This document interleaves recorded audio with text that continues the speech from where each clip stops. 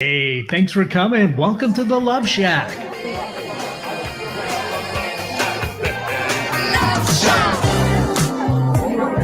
Hey, welcome to the Love Shack. It's a little old place where we get together, explore fresh perspectives, eavesdrop on juicy conversations, and uncover the mysteries that nobody talks about, but absolutely influences our relationships. If you are struggling with your special someone right now, this show is dedicated to helping you rescue your relationship and ultimately create love for a lifetime, both with yourself and others. I'm Stacey Bartley, and I'm here with my co-host and lover, Tom. You can see this guy sitting next to me if you're on video. Together for the past decade, we have been teaching and mentoring on couples from around the world with the sole purpose of helping them create and experience love for a lifetime in their relationships, both with themselves and others, using sound principles and skills. Welcome. It's so great to be here with you. And I am so excited. I'm going to beat you to the punch. I am so excited about our show today. You can hear that delightful voice in the background there. We have an incredible guest. Wait a minute. Today. Now you're stealing my thunder, ladies and gentlemen. You know, I don't get many opportunities to speak, but I'm going to butt in. Thank you for joining us inside the Love Shack. You know, I always appreciate you gifting some of your most precious resource, which is time. And I'm always highly coached to not spoil it, but I will share with you, our guest is coming from not arguably, one of our most favorite cities let's just own that, world. Babe. You and me, our favorite place in the world. Yes. So we got to come back after the break to find out where our guest is from, but we truly are blessed and grateful to have incredible guests from all around the world. A couple episodes back, we had what was our gentleman from Australia? Yes, Eric. So that's all I can say. That's all I'm allowed to say. Otherwise, I catch a lot of grief after the show. No, just kidding. Great to have you here. Great to have you. Yes, thank you. And have you ever wondered why we do what we do in our relationships? Like, have you ever been curious about why we are drawn to fall in love with the people around us and turned off by others? Yes. Yeah. The compelling drive to understand our partners at times can bump right up against making us obsessed and crazy as well, right? I know I've been in that camp. But the truth is, making sense of ourselves is a huge ongoing conversation. It's one of the most challenging things that we do, to try and see and understand ourselves by objectivity as well as reflection inward. Understanding ourselves and the people that we love creates a stream of daunting, it seems sometimes, and never-ending why questions that we want to answer. We just know that if we can figure out our partners or obsess about one more thing in regards to our self-analysis, we can finally eliminate our problems and uncover the solutions that we long for that impact our lives and our relationships. In my work over the past decade, I've had the privilege of seeing a person's patterns, relationship patterns. It's essentially a connecting of the dots, so to speak, that always connects us back to the person's belief about themselves, ironically. Now, through these unique frameworks and processes with my clients, the pursuit and the goal initially is helping a person develop a knowing of self that we can then use to share ourselves with others. And by developing this, ironically, we can then have the ability to allow others to do the same, essentially share who they assess themselves to be or know themselves to be with us. That creates connection, folks. When I share a little piece of me with you and you share a little piece of you with me, in that sharing and that exploration of self and each other, it creates a bond. It creates something where with enough of that sharing, we go, hey, I think I like you. I think I get you. I think that you and I, we can fall in love and we can make a life together. How about it? And so today I have a special surprise for you, because one of the most difficult things that we do in life is to try and see ourselves, like observe ourselves, know ourselves, accept and embrace ourselves. And in the Love Shack, but in the Love Shack today, we have a special guest who happens to be an archetypal psychologist. Now, I probably am going to assume that a lot of our listeners are not familiar with this, but it's actually something that one of the wonderful founders of psychology and psychiatry, more than 100 years ago, contributed to this work. And his name is Carl Jung.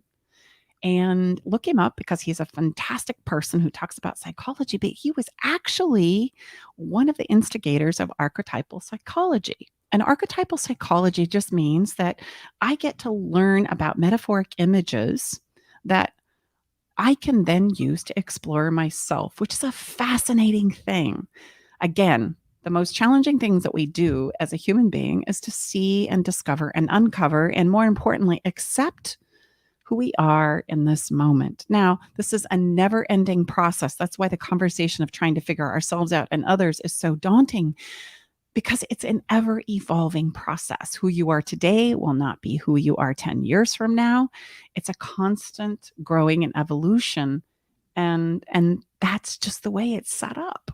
So today in the Love Shack, Tom and I are so excited to have Claudia Monticelli as our guest. Claudia is indeed an archetypal psychologist.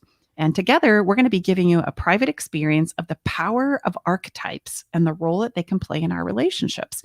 Claudia is also going to be sharing her knowledge about Tom and I. Like, she's going to assess us archetypally, both as individuals and as a couple. We have no idea what she's going to say and how this is going to go. Ladies and gentlemen, we are taking it for the team. I'm sure that this episode is going to be insightful as well as surprising. Please stay tuned with us as we take a short break, and we'll come right back with Claudia in the Love Shack. We'll see you in a minute.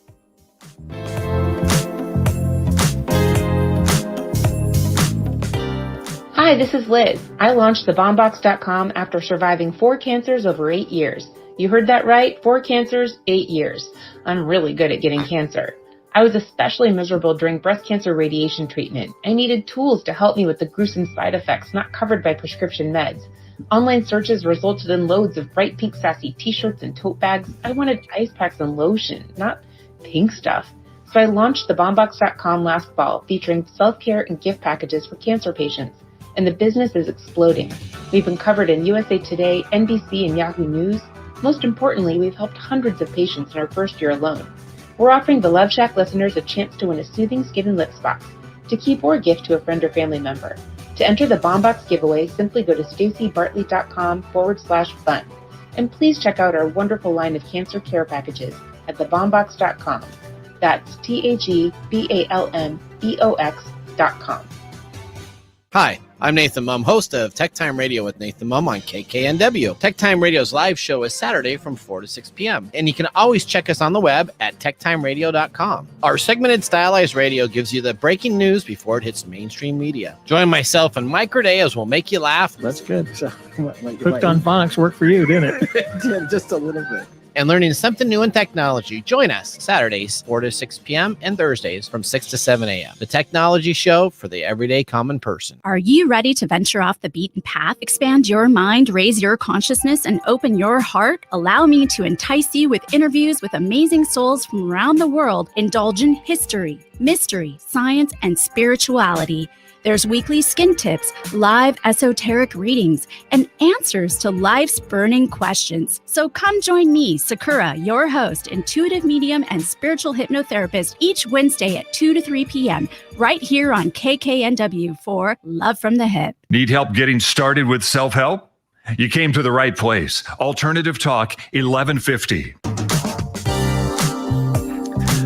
Welcome back. Welcome back inside the Love Shack. We are stoked because we have another international guest, and we are going to share her with you all right now as we jump into the heart of the matter, and Stacy and I are going to be the guinea pigs. Oh, yeah, that's correct. Claudia is not only an archetypal psychologist, she's also quite an extensive background in education. She's a published author. She's an interpreter, a professor. I have to have lots of comma here.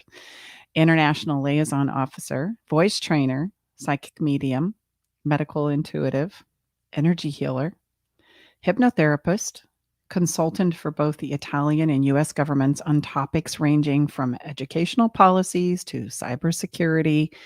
In addition, she has research that includes social linguistics and archetypal psychology. So it makes me wonder, gosh, what have I been doing in my spare time, Claudia?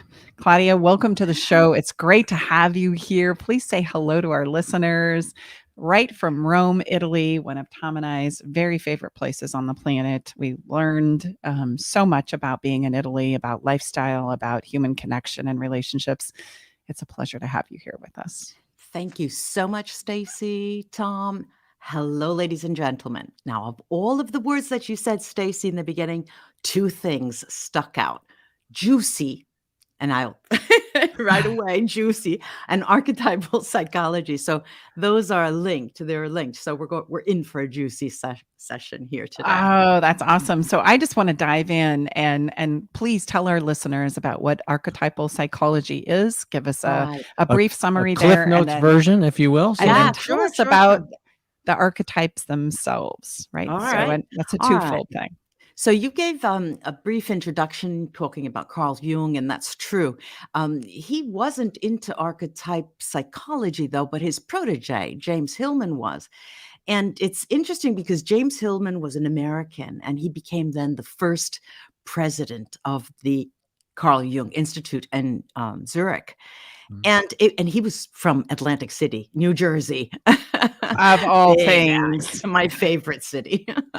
Now, what's interesting about this is, well, first of all, what's an archetype? You know, I could say, hey, Tom, boy, you look like a hero today. And you'd know what I was talking about. But if I said to you, you look like the last man in the world, or a hobo, or a wreck, you would know what I was talking about. So if I said to Stacy, today you're a goddess. But if I said you look like a bag lady, you'd know which was positive and which was negative, right? So what I did, I thought, instead of using so many words, I thought I'd use both of you as a guinea pig, as a couple, and sort of show how I use that in my therapeutic sessions with my clients. So when I work with clients, whether they're single or whether they come in as a couple, I have a four-pronged system that I use, 4 different readings of archetypes, of their archetypes. One as a couple together, if they come in as a couple. If they're single, I use the reading as a person they usually gravitate towards. Then the overarching archetype, when you're born, there's something that you carry with you. There is the prince. The prince is always a prince. He has his negative days, but a prince is a prince, right? And then there's a reading that I use for hobbies, what you emerge as, what archetype you emerge as when you work with your passions. And then the juiciest, is transgressions, how you act in the bedroom, if you ever go there. Or we could use that in a different way. When you transgress, when you break the law, when no one's watching, what do you do? How do you emerge?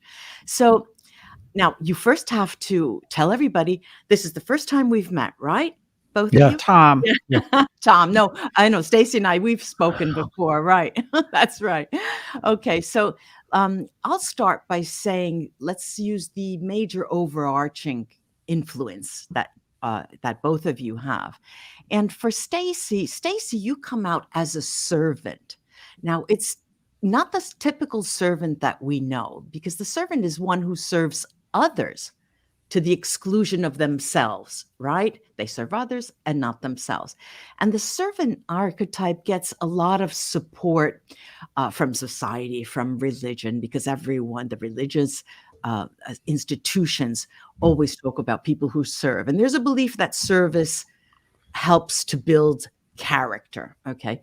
But this is true, and there's a difference between service to others and the servitude that you carry out. Service is giving time to others and others in need. And the reward is knowledge that you're doing a good thing. And servitude is doing for others in hopes that they will praise and acknowledge you. So one is unconditional, done for unconditional love. The other is not. Tom, you come out as a gossip. which made me laugh because he's laughing. Wow, honey, so- a He's gossip. laughing. He's laughing, folks. All right. So the light side to this archetype is that they awaken consideration for the feelings of others. They're very sensitive, really, and they honor trust. But then there's the shadow side, and the shadow side is a person who thrives on passing on private information or secret information, sort of betraying confidence, talking about somebody behind their backs.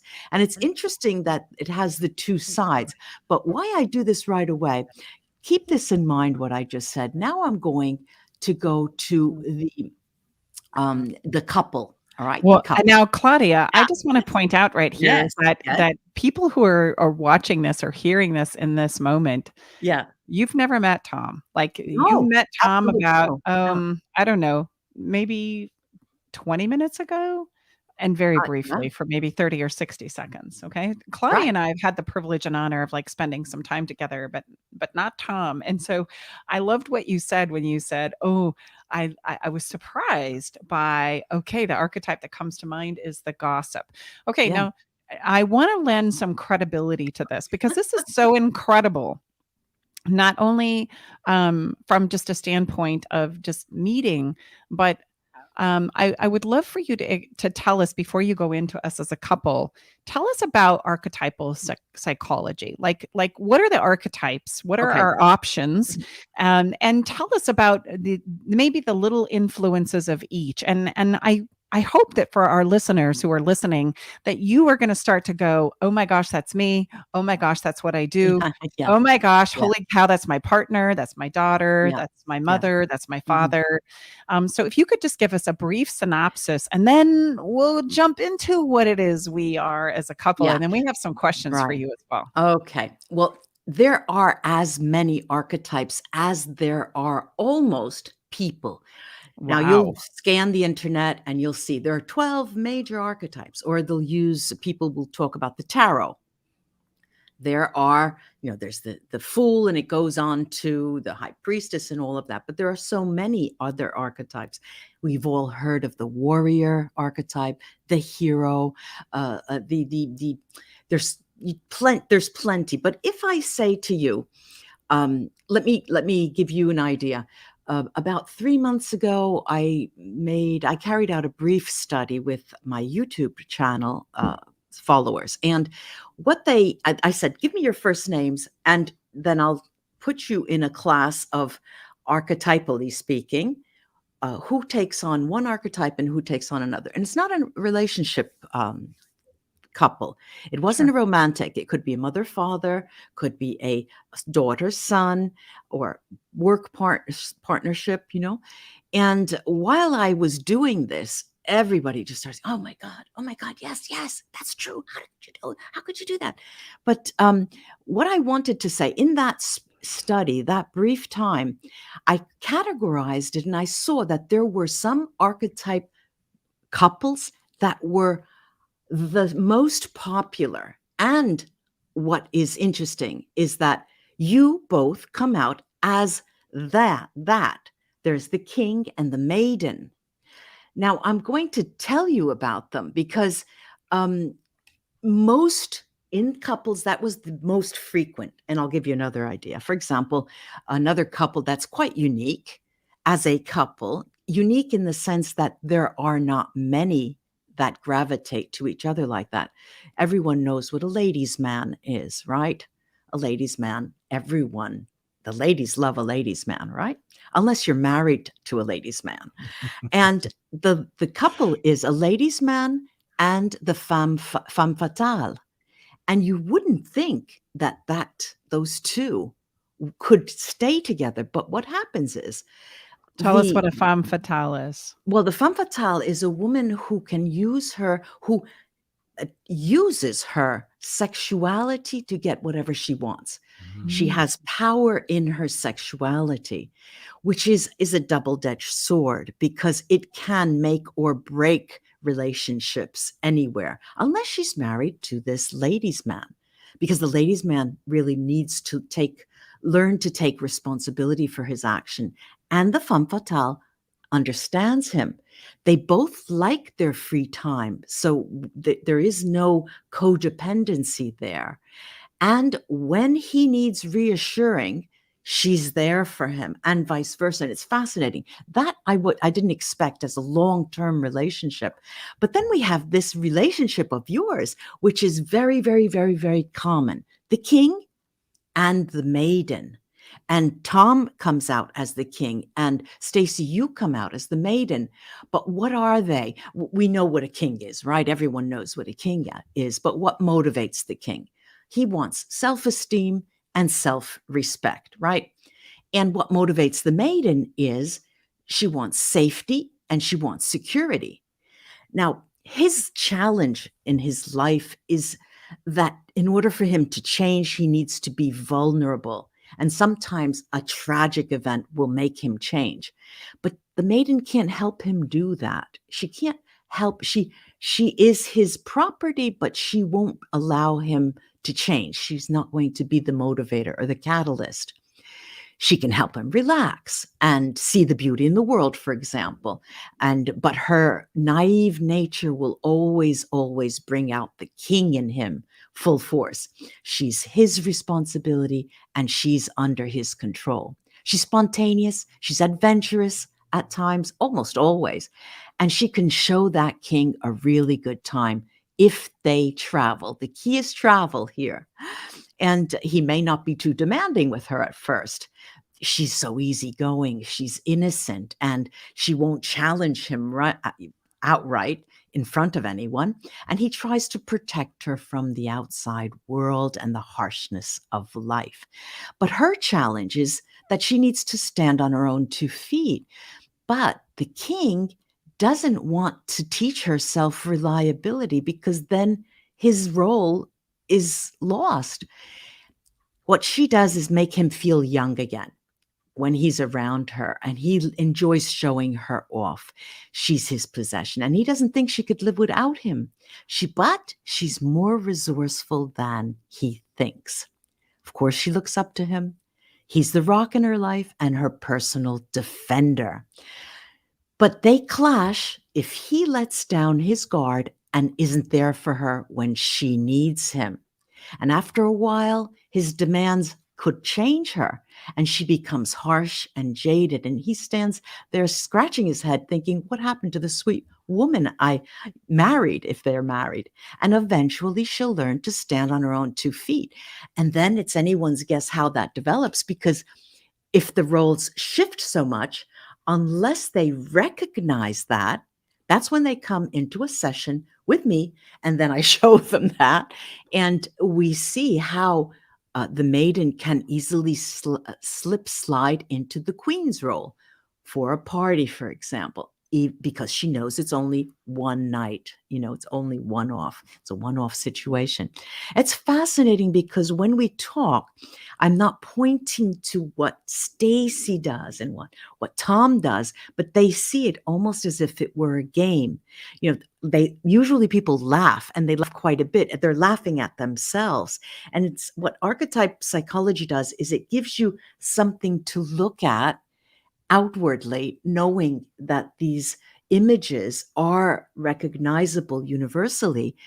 And it involves a sort of coming to terms right away with the difficulties in your life and the issues that you have as a couple. Mhm. And it's easier to work with that way, I find. Yeah. Oh, that's great. So you've given us a lot of insight from your perspective. Maybe it would be helpful for our listeners, as well as very rewarding for ourselves, babe, to say, okay, here's where I resonate. Here's where I absolutely identify as the maiden. Sure. And here's where I identify as the king. Well, I just want to let everyone know, starting next week, you will have I will be the king of the show, ladies and gentlemen. No longer am I going to be the guide from the side. Thank you so much, Claudia. I've been wanting to express my wings on this show, and I never get a chance to talk. Stay tuned for the Tom Bartley Hour starting next week. The show will be renamed. She has learned to step on her own 2 feet, huh? Yeah. And That's my question is going to be, oh my gosh, okay, so tell me about the party. Tell me about when the maiden throws the party, but we'll get there in a moment. Very much I can relate to being the maiden. I think that's very much a place where I have come from, especially in my past relationships. And one of the things that I want to point out here is that archetypes can be a place where we carry the energy of an archetype, even though it's evolving and it's changing. And there have been many, many relationships. In fact, in my new book that's coming out, I'm going to reveal it all. I'm going to tell it all. You're going to be able to see my relationship history there and what it is that has taken me to this point in time. But absolutely what Claudia is saying about the archetype of being the maiden is very much a place where I have come from. And I would also say that very much Tom and I have come together. He very much is a place where I find safety, security, protection. He very much is my rock, like Claudia said. He is very much my go-to when my world and my foundation beneath me is falling apart, as well as what she said that was profound is I am the girl that is creating the spontaneity, the safe place, the reason to have fun, to switch it up, to create some kind of a place where we can come together and we can not only pursue what needs to be addressed as a king would, but we can also have a little fun along the way. That's something I'm very passionate about. And as a maiden, I have been very submissive in prior relationships. I have been very submissive in regards to not standing on my own 2 feet. In fact, I have a wonderful mentor teacher of mine way back in 1996 that said, Stacy, like, when are you going to stop riding in the back seat of the train and you're going to take your place in the front of the train? And I was like, what are you talking about? So what Tom referred to as, ladies and gentlemen, next week, I have very much stepped into, especially over the past decade, asserting myself in my own 2 feet. So Tom's like, whoa, okay, I'm not quite sure how to interpret that. So that's my takeaways. Like, that is very much a person I am still. I love to serve. I love to contribute. I love to think that my experience, what I do here matters. I love to think that I can influence through love, through appreciation, through maybe quietness of demonstration, not so much my boldness of standing on my own 2 feet, makes a difference in our relationship, right? I also pride myself in stirring it up a little bit and saying, hey, I think you, King, need to take the weight off your shoulders and we need to go and have a little fun. So Babe, I would love to hear from you. Like, what did you resonate from what Claudia had to share with us? Yeah, I mean, and you know, babe, this is something we talk about. I think there's my perception and experience is, you know, I would say king for me is synonymous with leader, and my respect for leadership is those that lead, that raise the tide for everyone. Leadership, in my opinion, great leadership, masterful leadership is not domination. It's not coercing.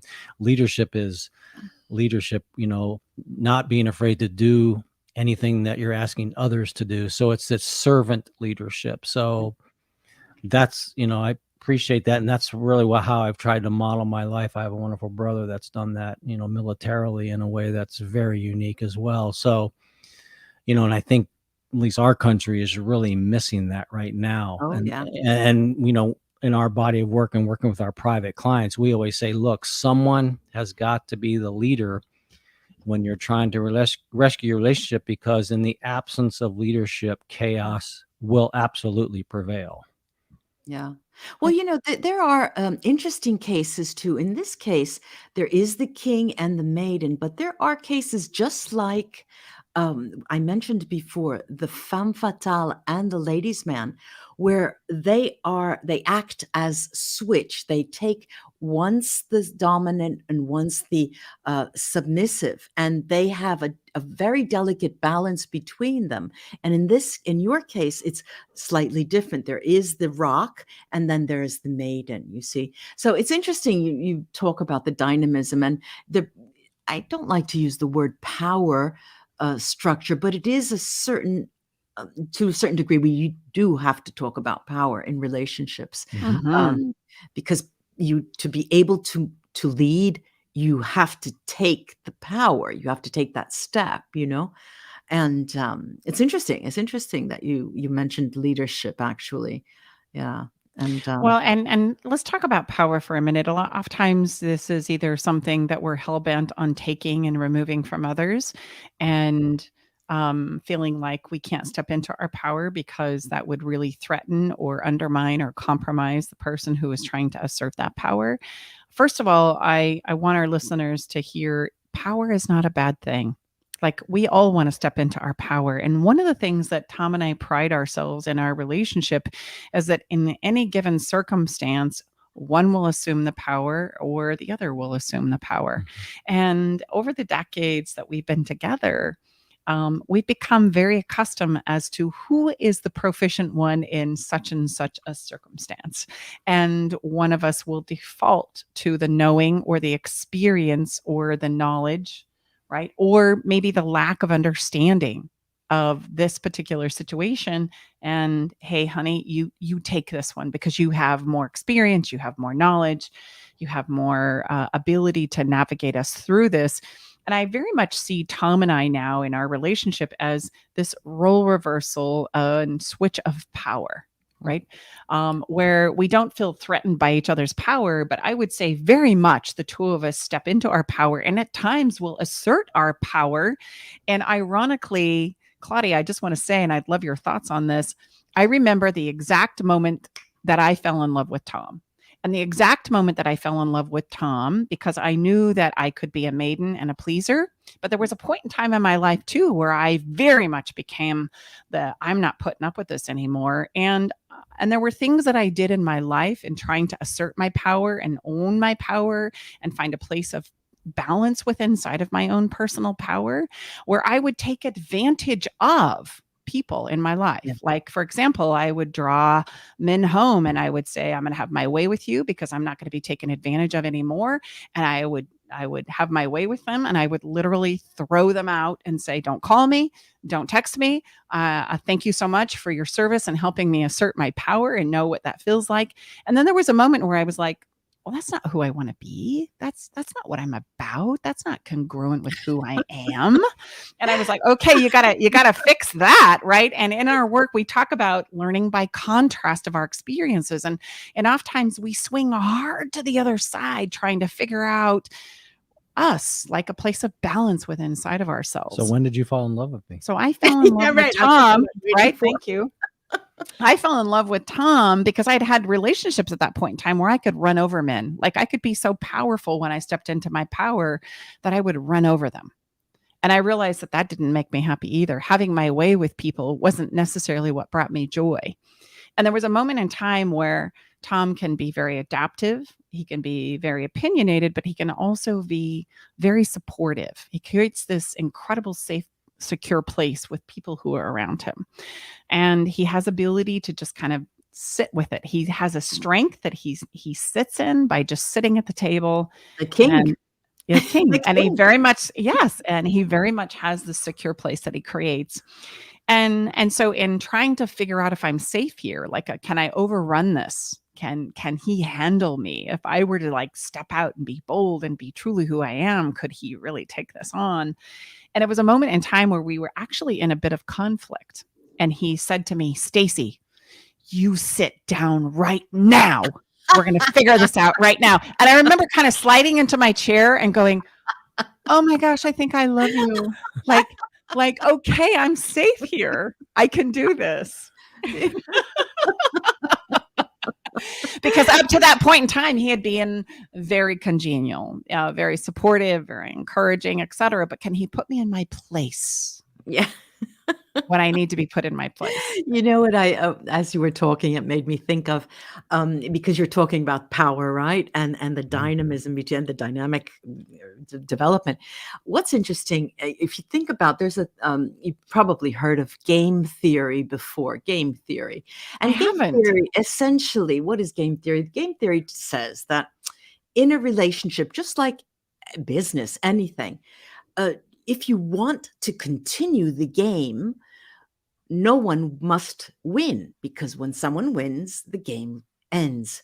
And Mhm. so that's the key, and it is about power, and it's ceding power and taking power, Mhm. giving someone the limelight and you stepping back, because it is as powerful to step back and Mhm. then give the limelight to someone, because you are you're celebrating them. And it is a celebration, and it's very, very powerful. If you think about the any kind of ancient culture that celebrates with fire, and that's what I'm talking about. It is ritualistic, and rituals need to be really highlighted in relationships as well. Even on the job, I mean, if something goes well, okay, we're going out, start, get that champagne. And this is something that people still don't do enough of, I guess. Well, COVID aside, but interesting. And it was so funny. I was listening to you saying I would run all over them. I would take the men, use them for my needs, and then just go them, leave them. And I thought, boy, she was very kind. What I do, cave woman, I just take my bat, go out, get one, hit him over the head, bring him in the cave, and not even say goodbye. Just I thought, you were kind. Well, and So I think, archetypally, Claudia, you would see yourself as the cave woman. Cave woman. yeah. Where you go hit him over the head, drag him home, That's right.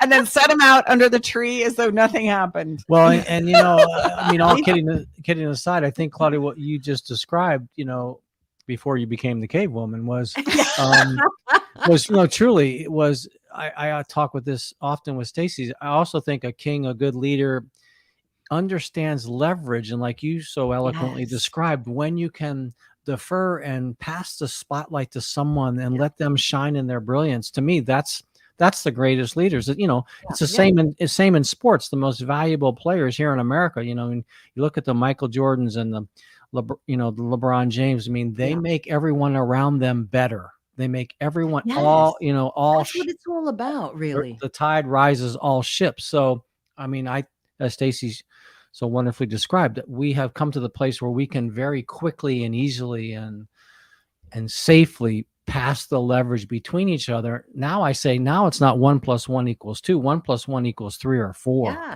sure.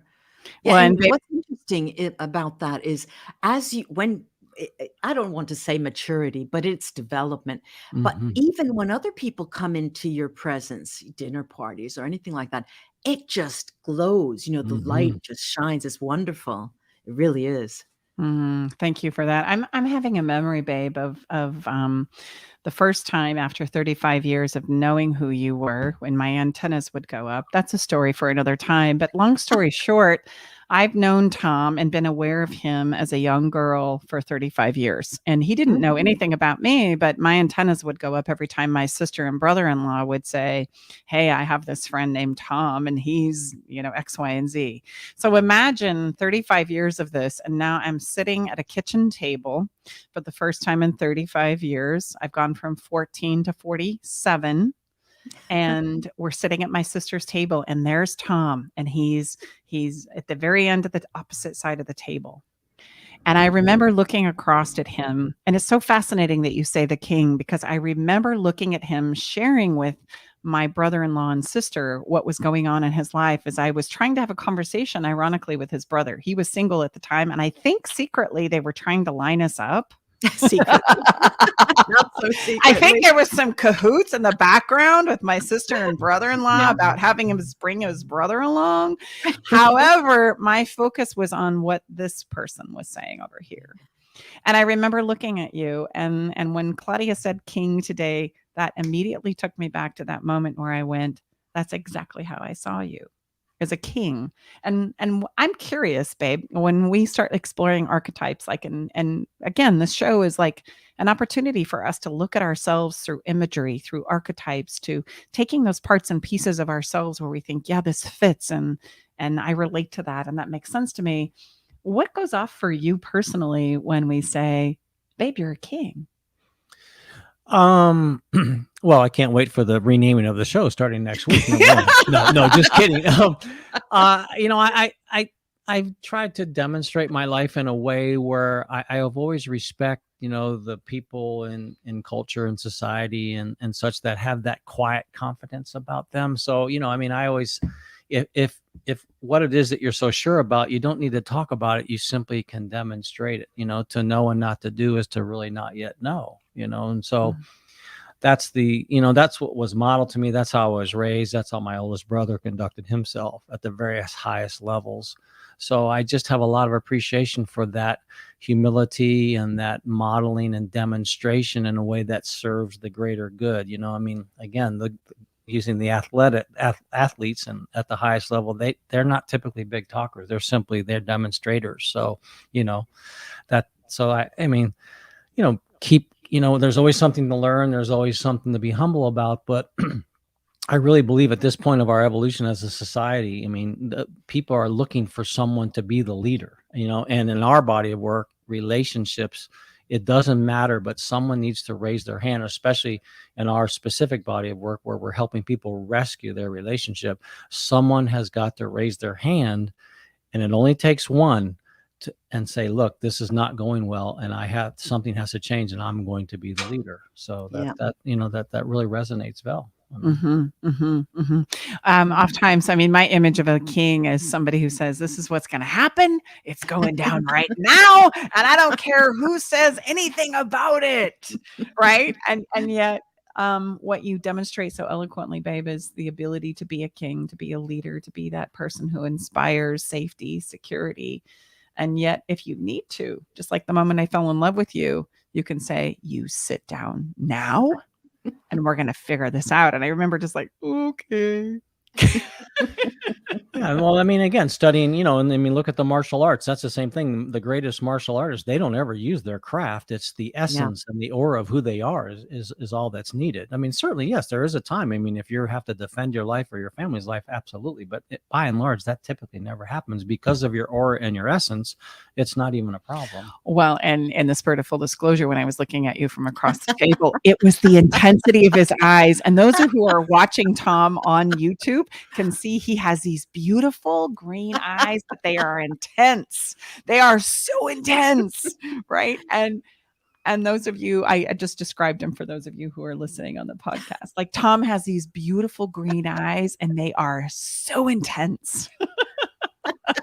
Claudia, you know what I'm talking about here, right? Yeah, all the female callers are going one by one. Tom, let me talk to Tom. Let me picture those eyes. Oh, I know. And boy, would there be a swoon of them. You could be the king that had a whole swoon of concubines, honey. I'm so glad that you're faithful and monogamous. Kings usually are. They are to a fault. Really? Really? Tell us about that. Tell us about that, Claudia. Well, see, the king is a leader, and as you heard Tom speak, ever since he started talking about himself as a king, not once did he ever not include others, and so he's always in a context, a social context, but he's not one to go out on his queen or maiden or anything. He doesn't have time for that. That's not important. He has a reign to work with, and everyone, he doesn't see men and women. He sees people, because all of these people are what makes up his reign. And he has to be faithful to these people. He has to garner their trust. And if he loses the faith of someone and the trust of someone who's with him, it's over for him. Goodbye, king. That's it. Wow, that's incredible. Yeah. So in the couple of minutes that we have left here to have this and explore this wonderful world of archetypes, again, for our listeners, tell us the 12 basics so that those who are listeners can say, oh, yep, that's me, that's me, that's me. Well, let's say the 12 basics. I'll rattle it off. Let's say all right, that you could be the actor, you can be an artist, you can be the addict. You can be an alchemist, a diplomat, right? A disciple. You could be a dreamer, a beggar, the fool. You can be a fool, a gambler, a healer, a soul searcher, a knight, a liberator. Now, the knight is quite different from a king. A liberator, a lover, a magician, the sadist. seeker, slave, storyteller, beautiful people, storytellers. You should, fantastic. Students, teachers, warriors, witch, wizard, vampire, and there are quite a number of them around, and thief. There's so many, but those are for certain, let's say certain areas, but there's an advocate, people who stand up for other people's rights, activists and advocates. An athlete, the athlete, someone who's disciplined, a caregiver, fashionista. The spiritual seeker is different from the visionary, the rebel, or the queen, and the intellectual. So there are quite a few. The recluse, the recluse, or the monk, the male messiah, the nurturer. We talked about the nurturer. Perhaps I don't think I mentioned her. Mystic, a matriarch. There's so many. The seductive muse, the femme fatale.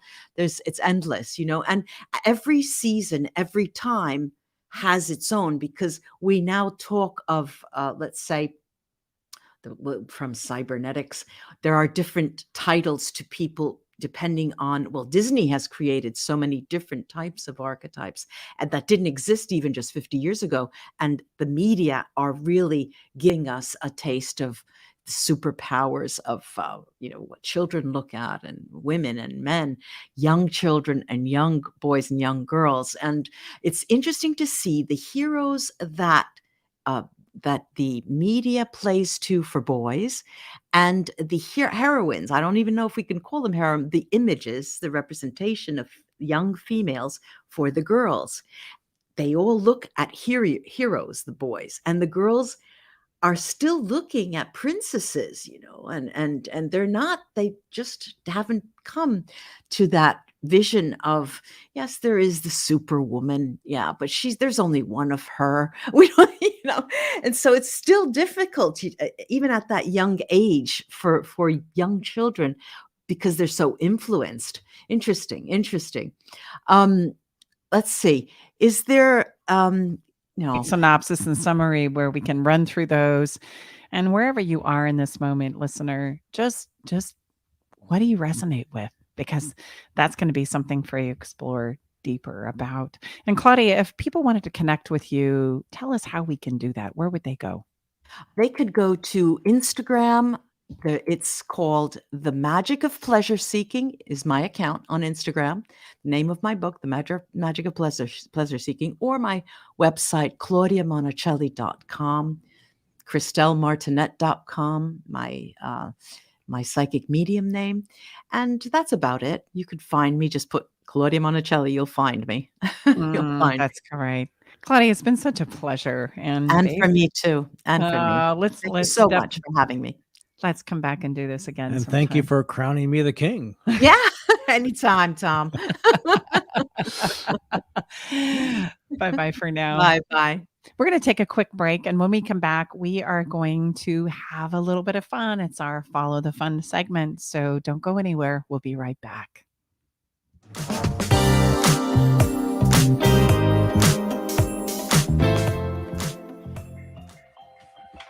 I met Stacy and Tom about 2 years ago. I was at a point in my relationship where I was ready to file for divorce. Not that I wanted to, but I just felt hopeless and helpless. I'd been through other counseling and coaching and didn't find any success.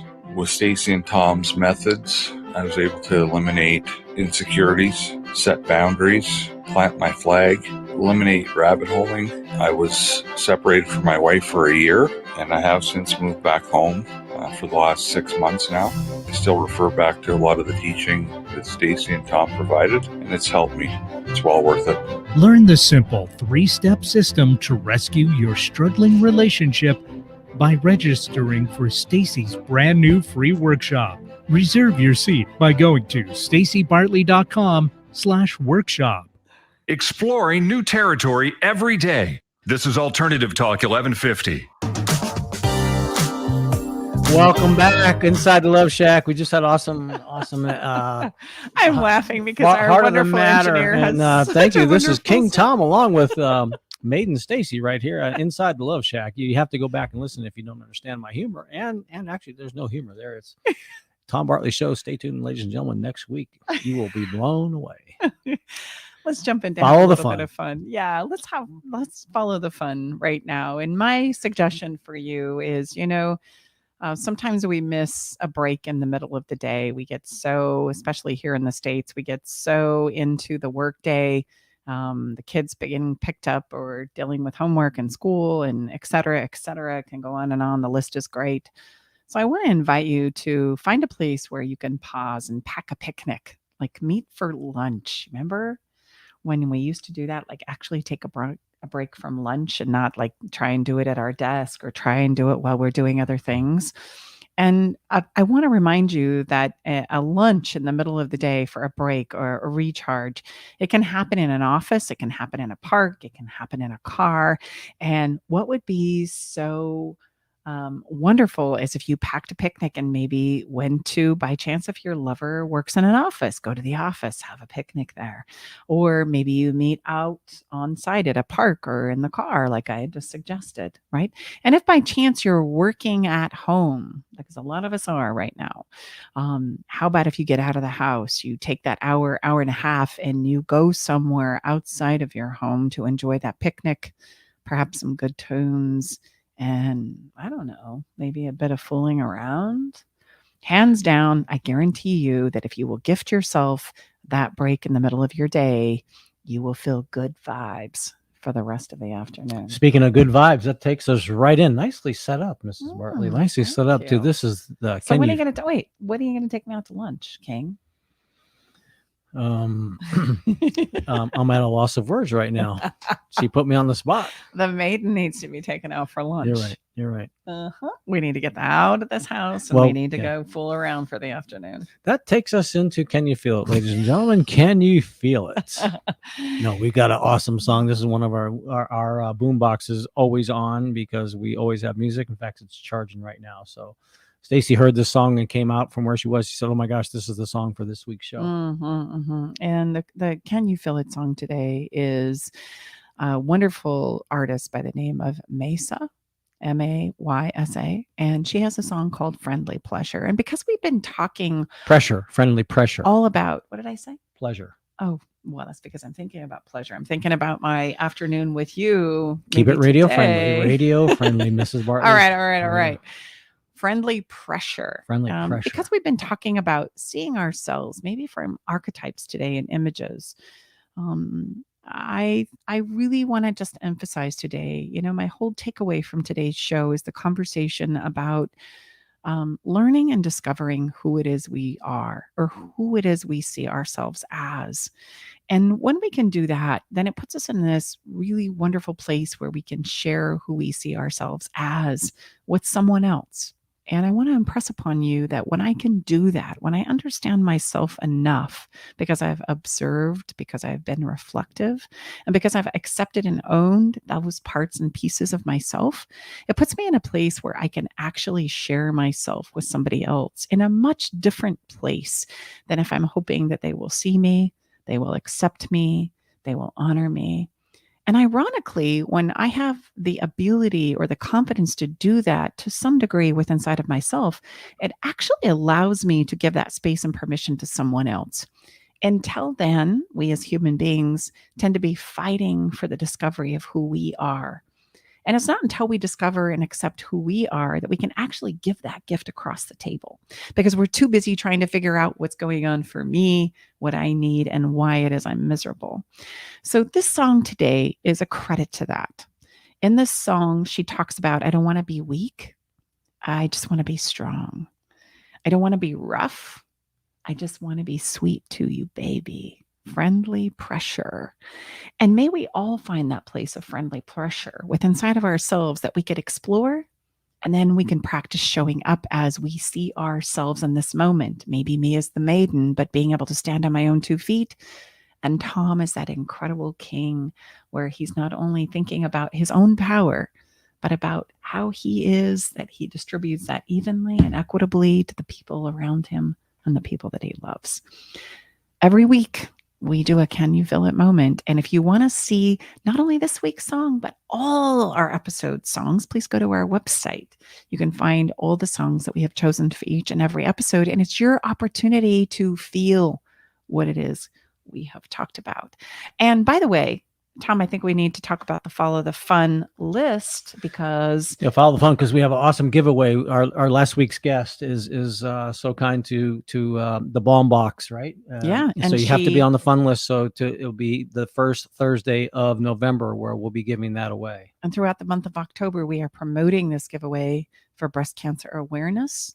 And Bomb Box is doing a giveaway just for our listeners. And the Bomb Box is functional products for the ones that you love that have received cancer treatment. So to enter to win the Bomb Box for your loved ones, all you need to do is get on our fun list, and you can do that at our website. And we have a spooky episode next week real quick, so don't miss it coming up. And thank you so much for being with us inside the Love Shack. If this works for you and we've provided value, which is always our intention, please share it. Yeah, and a special thank you to Claudia Monticelli for being here and sharing with her, or with us actually, and our listeners, the Archetypal Psychology, and for letting us know that I'm the maiden, baby, and you're the king. We're Tom and Stacey Bartley. We are the hosts of Love Shack Live, together with our engineer, Eric Ryder. Thank you so much for being here and spending some of your precious time with us inside the Love Shack. We look forward to being back here with you next week, same time. Until then, be good to yourself. Enjoy, sending you love.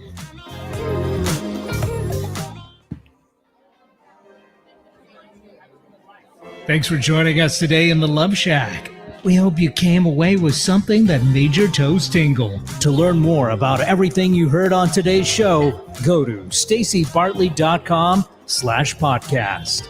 Love the show? Help us spread the love by sharing the show with others. Okay, everybody, time to go. We got to close the doors to the Love Shack for this week.